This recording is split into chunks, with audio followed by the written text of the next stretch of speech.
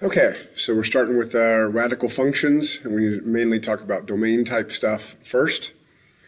So what are two things we can never do with real numbers in math? We've talked about this quite a bit. We cannot divide by zero. With real numbers, we cannot take the square root of a negative number. Well, radicals is square roots. We're going to have to do something about this. So let's look at these. If f of x is the square root of x plus 11, what are some values we cannot use for x? Well, we can't use anything that would make x plus 11, everything under the radical, which is called the radicand. We can't have any value of x that would make what's under there negative. So if I put in 11, or if I put in negative 11, I'd have the square root of 0. We can do that. So anything past negative 11, like negative 12, I would get the square root of negative 12 plus 11, which would equal the square root of negative 1, which doesn't exist in real numbers. And we have I and things like that. So basically anything past that. Negative 20 wouldn't work. And this is just a random number. Negative 20 plus 11 would equal the square root of negative 9. That doesn't exist either. So the domain is you set the radicand greater than or equal to 0 and solve. So basically we want every value of x that would make this not negative. Okay, that's why we can't equal 0. So all you got to do is take what's under there, x plus 11, and set it greater than or equal to 0, and simply solve. So I'm going to subtract 11 from both sides and see that x has to be greater than or equal to 11. This means it can equal 11, so I'm going to use the square bracket on the left. So everything from negative 11 up. Simple as that. Okay, so let's put this to work. Let's try some things. You try these. Pause it here, work these out, and come back and check your answers.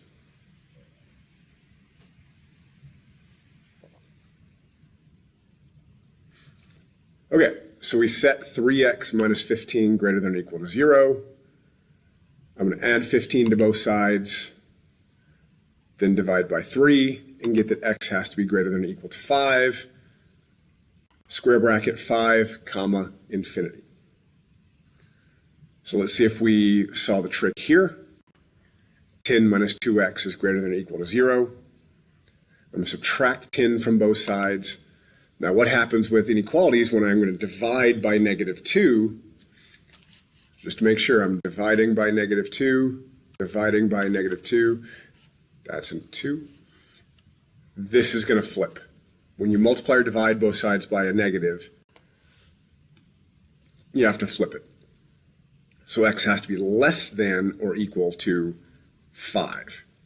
And think about it this way. Like if this were 10 minus 2 times anything less than 5, let's just say 0, then that's going to be positive. 10 minus 2 is on. So then also if you did, let's change this to negative 1, I'd have 10 plus 2 is 12, and that'd be the square root of 12, which is a real number. It's not something we can take a rational number, but it's a real number nonetheless.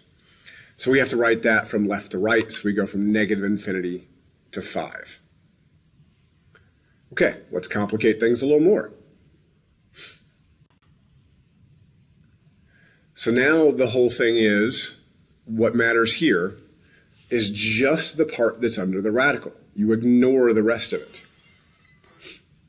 So all we care about is the x minus 9 has to be greater than or equal to 0. Add 9 to both sides, and so I get 9 to infinity. Okay, you try the next two.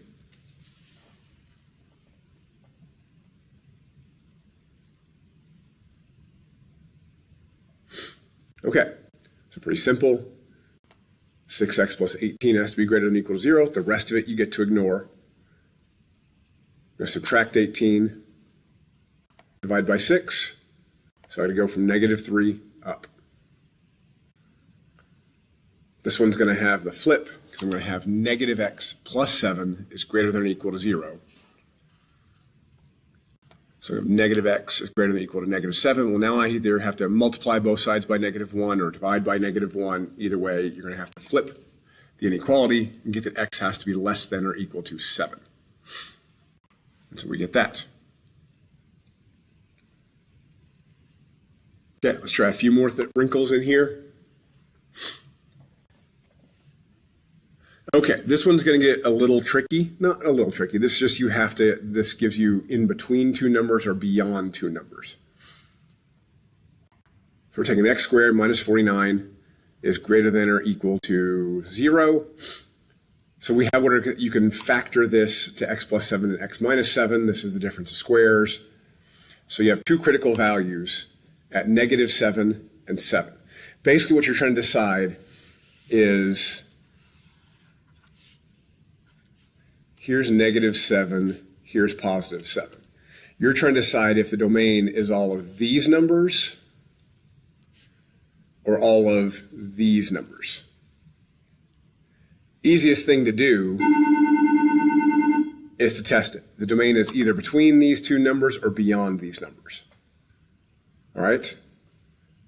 So the easiest thing to do is test it with an easy to compute value for x. Now, nice thing is, what's nice in between there? 0. Basically, if 0 works, if 0 produces, plug in 0 here and you get a real solution, then your domain is between the two numbers. If you plug in 0 and it doesn't work, your domain is beyond those two. So plug in 0.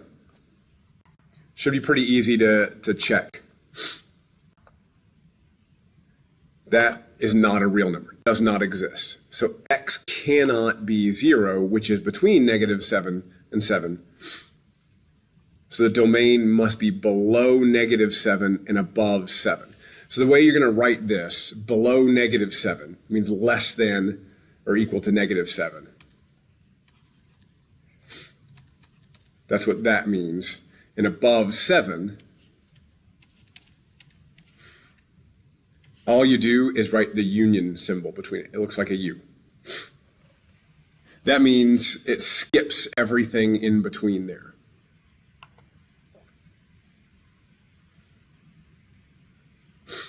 Now, if 0 had worked, we would have negative 7, comma 7. Okay?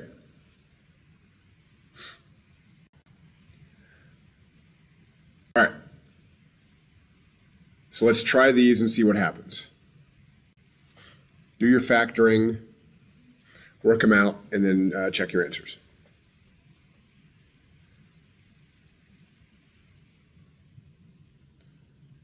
Okay, so we said x squared minus 3x minus 10 greater than or equal to 0. And we factor. What multiplies to negative 10 and adds to negative 3? That's going to be 2 and negative 5. So we have our critical values at negative 2 and positive 5. So again, just slap a 0 in there. Make this 0 and this 0. Zeros in between. Again, we're looking at negative 2 and 5, so we're going to check out 0. Well, that's going to make that 0, that's going to make that 0. We'd have the square root of negative 10, which doesn't exist, not a real number. So that means we've got to deal with this and this. So we have negative infinity to negative 2, union 5, comma infinity. Okay, the other one is the difference of squares also. So that's going to be 6 plus x and 6 minus x. So we have our critical values at negative 6 and 6 again. And now simply, again, if you want to think about it on a number line, we have negative 6 and 6. So we're going to check 0 and see what happens. If I put in 0 here, I get the square root of 36, which is a nice, neat, real number. So that means my domain is everything in between there. So just negative 6 to 6. Okay. Got more little wrinkles.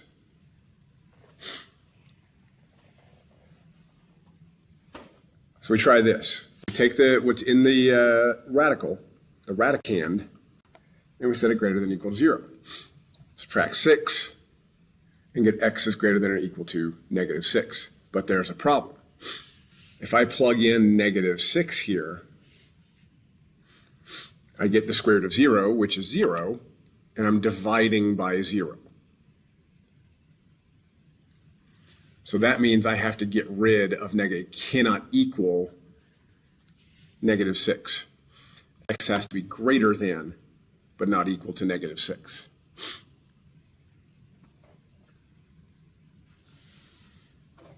Okay?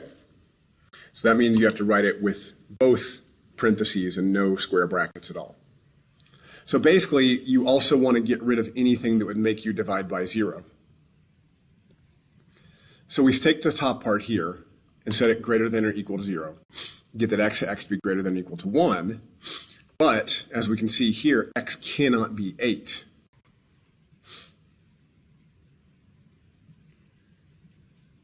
And x is 8 is greater than 1. So I want everything, think about it on the number line again. X has to be greater than 1, but here is, so that's going to go this way, but here is 8, so I want to skip there. So I want everything from here to here, and I'm going to union that with everything on the other side all the way off to infinity. So this is going to be 1, 8, and then 8, infinity.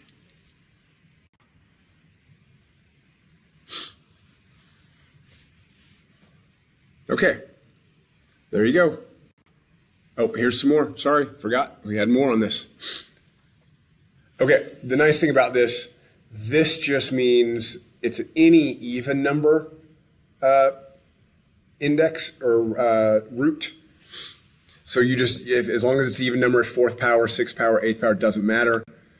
Just set it greater than or equal to 0. Add 18, divide by 2. You get 9, infinity. Nice thing about this, if you see an odd roots can have negative radicands because I just use -1 as an example. -1 to the 5th power is -1, and that's okay. So that means the 5th root of -1 is -1. So we can actually have that. So our domain is all real numbers. Okay, that should be it. Good luck.